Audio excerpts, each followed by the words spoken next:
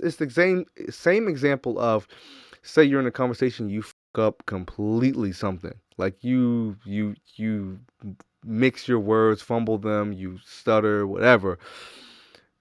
Tell me how often you remember the next person who does that. The person that you were talking to. How often do you remember when they messed up words? You just excuse it. There's something in your mind that excuses their misbehavior. There's something in your mind that excuses their accidents. There's something in your mind that excuses their mistakes, and when they mispronounce something or when they do, whatever they do, you don't remember that after talking to them. You just remember you kind of remember their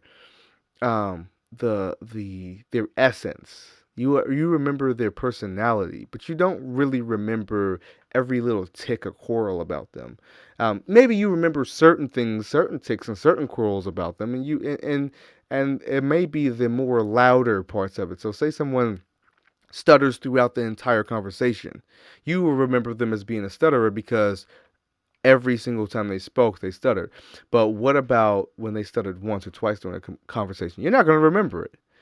Same with them. They're not remembering every single thing. They're not looking at, when you crossed your legs or how you were standing or what pose you were in, and you felt very awkward. You didn't know how to hold your hands. Where do I put my hands? Do I put them in my pocket? Where do I put my feet? Was I tilted wrong way? Like, oh man, how did my hair look? All that type of stuff.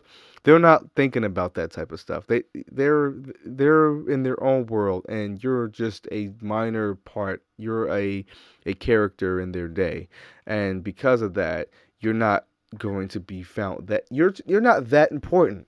You're not that important to anybody other than a family member. And if you're that important to like with a family member, you being that important, they're going to excuse that behavior because they love you.